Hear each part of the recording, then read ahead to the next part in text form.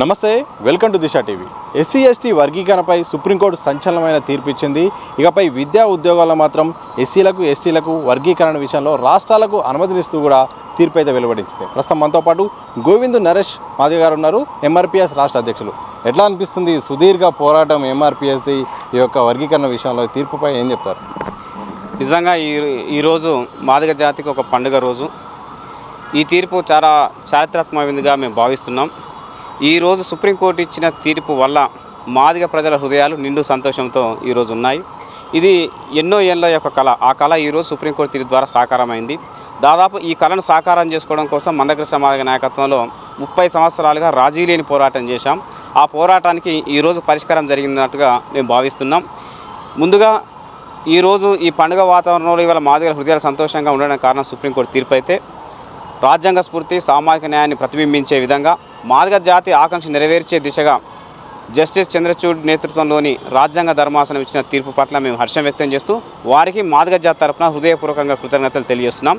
ఈ తీర్పు సామాజిక న్యాయాన్ని బతికించిన తీర్పు, ఈ తీర్పు రాజ్యాంగ స్ఫూర్తిని నిలబెట్టిన తీర్పు, ఈ తీర్పు దోపిడీ ఎప్పుడూ చెల్లదు, ధర్మం న్యాయమే గెలుస్తుందని నిరూపించిన తీర్పుగా మేము భావిస్తున్నాం. సో వర్గీకరణ విషయంలో చాలా వార్తలు వచ్చాయి, చాలా చర్చలు. ఈ మందకృష్ణ మాదిగ ఇది అవుతుందా పోతుందా, అసలు వర్గీకరణ కాదు, ఎన్ని సంవత్సరాలు ఇక చేస్తాడు, తెలంగాణ ఉద్యమం మొదలుపెట్టి తెలంగాణ కూడా వచ్చింది కానీ వర్గీకరణ రావట్లేదు, ఇదేం పోరాటం అని కూడా ఎన్నో అవమానాలు ఛాలెంజ్లు కూడా ఎన్నో ఎదుర్కొన్నారు. ఎట్లా ఎస్సీ రిజర్వేషన్ల వర్గీకరణ ఉద్యమ ప్రయాణం మీద నిర్దిష్టంగా అవగాహన లేని వాళ్ళు ఈ ఉద్యమాన్ని నిరంతరం విమర్శిస్తూ వచ్చారు.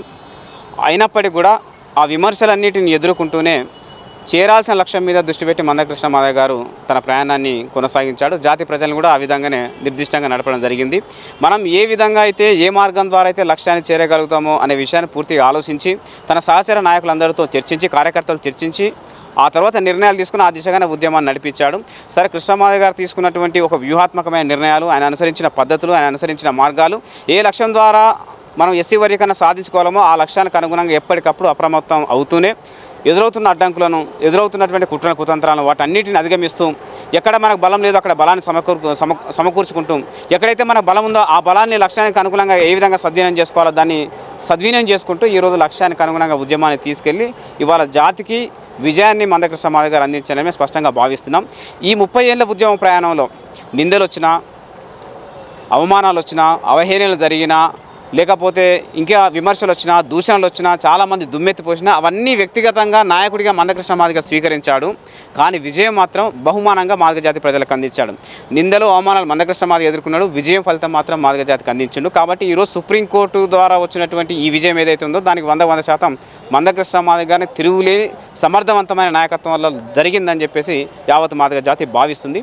ఈ పోరాట ప్రయాణం ముందు జరుగుతున్న క్రమంలో కృష్ణ మాదిగ గారిని నాయకత్వాన్ని నిర్వీర్యం చేయాలని, ఈ ఉద్యమాన్ని దెబ్బతీయాలని, ఈ ఉద్యమంలో చీలికలు తీసుకురావాలని, తద్వారా మాదిగ ప్రజల్లో ఒక అనైతిక సృష్టించాలని చెప్పేసి పాలకులు అనేక ప్రయత్నాలు చేసినప్పటికీ కూడా ప్రతి సందర్భంలో, ప్రతి ఇబ్బందిలో, ప్రతి నిర్బంధంలో మాదిగ జాతి ఏకగ్రీవంగా మందకృష్ణ మాదిగ గారి వెంటనే నడిచింది. 30 ఏళ్ళు ఒక జాతి ఒక నాయకుడి మీద నమ్మకం పెట్టుకొని ఉండడం అనేది చరిత్రలో ఎక్కడ అసాధ్యమైన సంఘటన. 94లో మందకృష్ణ మాదిగ గారి మీద ఏ నమ్మకం అయితే పెట్టుకున్నారో 2024లో మాదిగ జాతి కూడా అదే నమ్మకంతో పెట్టుకున్నారు. అందువల్ల 94లో మందకృష్ణ మాదిగ గారు పిలిస్తే లక్షల మంది మాదిగలు కదిలిండ్లు. 2024లో అంటే 30 ఏళ్ళ తర్వాత పిలిస్తే కూడా లక్షలాది మంది మాదిగ ప్రజలు కదిలి రావడం జరిగింది. అందువల్ల మాదిగల మధ్య, మందకృష్ణ మాదిగ మధ్య ఒక తిరుగులేని ఒక చారిత్రకమైన అనుబంధం ఈ ఉద్యమం ద్వారా నెలకొల్పబడ్డది. ఆ పరస్పర నమ్మకమే ఇవాళ ఈ విజయం సాధించడానికి దారి తీసిందని చెప్పేసి మేము భావిస్తున్నాం. మీరు కొన్ని మాటలు చెప్పారు, అంటే నిర్వీర్యం కావడానికి ఉద్యమాన్ని అంటే పక్కదారి పట్టి చాలా చర్యలు జరిగాయి. గత 10 ఏళ్ళుగా మందకృష్ణ మాదిగ నుండి చాలామంది బయటికి వెళ్ళి సొంతంగా పెట్టుకున్నారు, వేరే నాయకులాగా మాట్లాడారు. తిరిగి ఆయన దగ్గర ఉన్న వాళ్ళే ఆయనపై కూడా విమర్శలు చేశారు నేరుగా, కానీ సంఘాలకు విభజించారు. ఇక మందకృష్ణ మాదిగ ఉద్యమాలతో పని అయిపోయింది అని కేసీఆర్ లాంటి వ్యక్తి అసెంబ్లీ సాక్షిగా మాట్లాడారు. ఆ సందర్భాలను ఎట్లా? కృష్ణ మాదిగ గారు నిరంతర శ్రామికుడు, నిరంతరం ప్రజల్లో ఉండేవాడు. అన్యాయం ఎక్కడ జరిగితే అక్కడ అన్యాయం మీద పోరాటం చేసే వ్యక్తి. కేసీఆర్ దళిత ముఖ్యమంత్రి మీద హామీ ఇచ్చి మోసం చేయడం వల్ల దాని మీద కృష్ణ మాదిగ గారు తిరగబడడం జరిగింది, ఉద్యమం నడిపించడం జరిగింది. దాన్ని మనసులో పెట్టుకొని ఈ ఉద్యమాన్ని కృష్ణ మాదిగ గారి నాయకత్వాన్ని లేకుండా చేద్దామని కేసీఆర్ ప్రయత్నం చేసిండు. నిండు అసెంబ్లీలో మందకృష్ణ మాదిగ పని అయిపోయిందని ఆయన మాట్లాడిండు. కానీ 2023 ఎన్నికల్లో ఆయన పని అయిపోయింది, ఆయన పోయి ఫామ్ హౌస్లో కూర్చున్నాడు. 2023లో కేసీఆర్ను ఓడించడంలో ఎంఆర్పీఎస్ కీలక పాత్ర వహించింది. ఇవాళ తిరిగి ఏ లక్ష్యం అయితే everyday is not Monday, everyday నా సండే, మాదిగలతోనే కేసీఆర్ ఉంటాడు, కేసీఆరే మీకు సాధిస్తాడు, మందకృష్ణ మాదిగ పని అయిపోయిందని చెప్పినటువంటి కేసీఆర్ పోయి ఫామ్ హౌస్లో అనుకున్నాడు. తిరిగి ఈ జాతికి విజయం అందించిన చరిత్ర కూడా మందకృష్ణ మాదిగ గారికి ఉంది. కేసీఆర్ కూతల రాయుడు, కృష్ణ మాదిగ నిబద్ధతో ప్రజల కోసం పనిచేసిన నాయకుడు. కేసీఆర్కు కృష్ణ మాదిగ మధ్య చాలా వ్యత్యాసం ఉంది. కేసీఆర్ ఆయన నడిపిన ఉద్యమ కాలంలో వేలాది మంది ఆత్మహత్యలు చేసుకున్నారు. ఆయన ఉద్యమంలో వేలాది మంది చంపబడితే అసంపూర్ణ తెలంగాణ తీసుకొచ్చాడు. మీరు ఎంఆర్పీఎస్ ఉద్యమం 30 సంవత్సరాల ఉద్యమాన్ని పరిశీలిస్తే స్వల్ప ప్రాణత్యాగాలతో విశాలమైన ఫలితాలు సాధించే చరిత్ర ఎంఆర్పీఎస్ ఉద్యమానికి ఉన్నది. మా మీదకి అంటే కృష్ణమాదిగ గారి ఉద్యమాన్ని సవాల్ చేసిన వాళ్ళు, ఎంఆర్పీఎస్ ఉద్యమాన్ని నిట్టనిలో చీల్చే ప్రయత్నం చేసిన వాళ్ళు కలగర్భంలో కలిసిపోయినది తప్ప మందకృష్ణ మాదిగ నాయకత్వం కానీ ఎంఆర్పీఎస్ ఉద్యమం కానీ చెక్కు చెదరలేదు. అంతిమంగా ఇవాళ ఈ విజయం సాధించి చరిత్రలో ఒక బలమైన ఉద్యమంగా మరొకసారి ఈ ఉద్యమం నిరూపించుకున్నది. ఒక బలమైన నాయకుడు మందకృష్ణ మాదిగ నిరూపించుకున్నాడు. కేసీఆర్ ఇప్పటికైనా కింది వర్గాల నుండి వస్తున్న స్వతంత్ర ఉద్యమాల పట్ల గౌరవించాల్సిన బాధ్యత, ఆ ఉద్యమాల పట్ల సఖ్యతో మెలగాల్సిన బాధ్యత, ఆ ప్రజల యొక్క డిమాండ్ నెరవేర్చడానికి సానుకూల దృక్పథంతో ముందుకు రావాల్సిన వైఖరిని ఆయన తక్షణం అలవర్చుకోవాలి. ఆయన ఉన్న దురతను తొలగించుకోకపోతే ఇట్లాంటి గతే తప్పనిసరి కేసీఆర్ పడతారని చెప్పేసి మేము భావిస్తున్నాం. ఇక రెండో విషయం ఏంటంటే మందకృష్ణ మాదిగ గారి నాయకత్వంలో 30 సంవత్సరాలు పనిచేసిన ఉద్యమకారులు చాలామంది ఉద్యమాన్ని వదిలి వెళ్ళిపోయిన వాళ్ళలో కొంతమంది అలసిపోయి పక్క తప్పుకున్న వాళ్ళు ఉన్నారు. వాళ్ళ పట్ల మాకు ఉద్యమానికి గౌరవం ఉంది. కొంతమంది స్వార్థంతో పాలకులకు అమ్ముడుపోయిన వాళ్ళు ఉన్నారు, కొంతమంది పదవులకు లొంగిపోయిన వాళ్ళు ఉన్నారు, కొంతమంది తమకు ఇమీడియట్గా పదవులు అవసరం ఉందని చెప్పేసి భావించి రాజకీయ నిర్ణయాల కోసం ఆలోచన చేసిన వాళ్ళు ఉన్నారు, లక్ష్యానికి విరుద్ధంగా ప్రవర్తించిన వారు ఉన్నారు, ఉద్యమ నిర్ణయాలకు రాజకీయ నిర్ణయాలకు వ్యతిరేకంగా ప్రవర్తించిన వాళ్ళు ఉన్నారు. రకరకాల కారణాలతో ఉద్యమానికి వ్యతిరేకంగా పనిచేసిన వాళ్ళు వాళ్ళ స్వార్థ ప్రయోజనాల కోసం బయటికి వెళ్ళడానికి ఏదో ఒక కారణం చెప్పాలి. కాబట్టి మందకృష్ణ మాదిగ గారి మీద అనేక నిందలు మోపారు. కానీ ఇప్పటి వరకు 30 ఏళ్ళు అనేక విమర్శలు వచ్చినాయి. ఏ విమర్శ కూడా ఈ రోజు వరకు రుజువు కాలేదు, రుజువు చేయలేరు. ఎందుకంటే వాళ్ళ స్వార్థపరులు, అమ్ముడుపోయిన వాళ్ళు, లొంగిపోయిన వాళ్ళు, పక్కదారి పట్టిన వాళ్ళు. అందువల్ల వాళ్ళ జాతి ఎప్పుడూ నిరూపించలేదు. కృష్ణ మాదిగ నుండి ఇప్పుడు పోయిన వాళ్ళు చాలామంది ఉన్నప్పటికీ ఇప్పటికే పట్టుమని ఒక 100 మంది మాదిగలు సమీకరించే నాయకుడు ఎవరు లేరు. ఎందుకంటే వాళ్ళ ప్రజలు నమ్మరు. వాళ్ళ స్వార్థపరులు అనే విషయం ప్రజలకు తెలిసింది. అవకాశాల కోసం, పదవుల కోసం, డబ్బుల కోసం అమ్ముడువేయాలని తెలిసింది కాబట్టి ప్రజలు వాళ్ళ వెంట నడవలేదు. ఈ రోజుకు ఆ రోజుకు ఏ రోజుకైనా మాదిగలు మందకృష్ణ మాదిగ వారి వెంట నడుస్తుందని కాలం ఎప్పటికీ రుజువు చేస్తూనే ఉంది. సో వర్గీకరణ ఒక తీర్పు వచ్చింది, రాష్ట్రాలకు అనుమతినిస్తూ కూడా సుప్రీంకోర్టు ఇచ్చింది.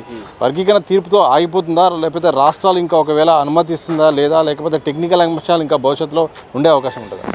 ఇవాళ సుప్రీంకోర్టులో తీర్పు వచ్చిన తర్వాత దేశంలో స్పందించిన మొట్టమొదటి ముఖ్యమంత్రి రేవంత్ రెడ్డి. ఆయన దేశంలో నేనే తొలిసారిగా స్పందించడంతో పాటు దేశంలో వర్గీకరణ అమల్లో తీసుకొచ్చే మొదటి రాష్ట్రం కూడా తెలంగాణ ఉంటుందని చెప్పేసి ఆయన మాట్లాడిండు. ఆయన మాట్లాడింది కాబట్టి ఆ మాటను అమల్లోకి తీసుకురావాలి వెంటనే అని చెప్పేసి మేము కోరుతున్నాం. ఇప్పుడు వర్గీకరణ అమల్లో తీసుకురావడానికి పెద్దగా కసరత్తులు చేయాల్సిన అవసరం లేదు.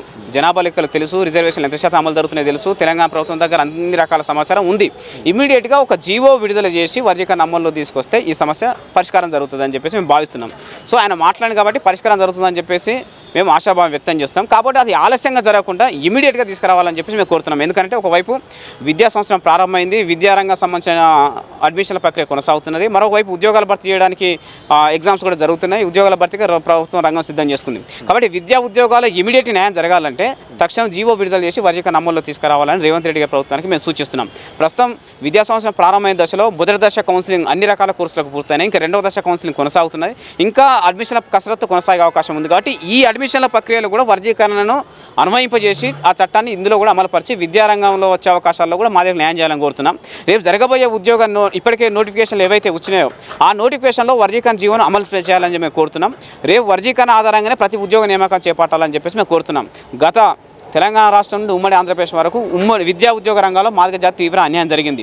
వర్గీకరణను మీరు ఆలస్యం ఒకవేళ అమలు చేయడం ఆలస్యం జరిగితే మరింత అన్యాయానికి మేము గురి కావడానికి అవకాశం ఉంటుంది. ఎందుకంటే 30 ఏళ్ళు పోరాటం చేసి సాధించుకున్నటువంటి ఈ ఫలితాన్ని వెంటనే అమల్లో తీసుకురావడం ద్వారా ఇప్పుడు జరుగుతున్న విద్యా ఉద్యోగ నియామకాల్లో మాదిగ జాతికి న్యాయం జరగడానికి అవకాశం ఉంటుందని చెప్పి రేవంత్ రెడ్డి ప్రభుత్వానికి మేము అప్పీల్ చేస్తున్నాం. అయితే రేవంత్ రెడ్డి గారు ముఖ్యమంత్రి బాధ్యతలు తీసుకోకముందు మాదిగ జాతి పట్ల కొంత నిబద్ధతతో వ్యవహరించిండు, మాదిగ జాతి పట్ల అనుకూలమైన వైఖరి తీసుకున్న సందర్భం కనబడుతుంది. కానీ ఆయన ముఖ్యమంత్రి అయిన తర్వాత ఎందుకో మాదిగల ఏడల కక్ష పెట్టుకున్నట్టుగా, మాదిగలకు దూరం జరుగుతున్నట్టుగా, మాదిగలను దూరం పెడుతున్నట్టుగా మాకు స్పష్టంగా ఆధారాలు ఉన్నాయి. గత ఎన్నికల్లో మాకు ఒక్క సీటు కూడా ఇవ్వలేదు. మరి అదే వైఖరి ఇప్పటికి కూడా ఉందా లేదా అనే విషయం ఆయన ఆచరణ ద్వారా నిరూపించుకోవాల్సిన అవసరం ఉంది. నిజంగా అసెంబ్లీలో ఆయన చేసిన మాటకు నిజాయితీతో కట్టుబడి ఉంటే, దాని పట్ల నిబద్ధత కలిగి ఉంటే ఇప్పుడు అసెంబ్లీ సమావేశాలు జరుగుతున్నాయి, ప్రభుత్వం యంత్రాంగం అధికార ప్రతిపక్ష అన్ని పార్టీలు అందుబాటులో ఉన్నారు కాబట్టి ఇమీడియట్ ఒక జీవో విడుదల చేసి ఈ చట్టాన్ని అమల్లో తీసుకురావాలని చెప్పేసి రేవంత్ రెడ్డి గారికి మేము విజ్ఞప్తి చేస్తున్నాం. థ్యాంక్ యూ అన్న. మొత్తంగా సుప్రీంకోర్టు ఏదైతే నిర్ణయం ఉందో ఈ వర్గీకరణ అంశం మాత్రం చాలా చారిత్రాత్మకం. ఎందుకంటే మందకృష్ణ మాదిగ గత 30 ఏళ్ళుగా మాదిగల రిజర్వేషన్ కోసమే పూర్తిగా తన జీవితం అంతా మొత్తం కేటాయించారు. ఈ యొక్క క్రెడిట్ కూడా ఆయనకే దక్కుతుంది. అలాగే రాష్ట్ర ప్రభుత్వం కూడా ఏదైతే సుప్రీంకోర్టు ఇచ్చిందో ఆ తీర్పు కూడా అమలు చేయాల్సిన బాధ్యత కూడా రాష్ట్ర ప్రభుత్వంపై ఉన్నదని కూడా వారు స్పష్టం చేసిన సందర్భం చూడొచ్చు. కెమెరా పర్సన్ సంతోష్, సతీష్, దిశ టీవీ, హైదరాబాద్.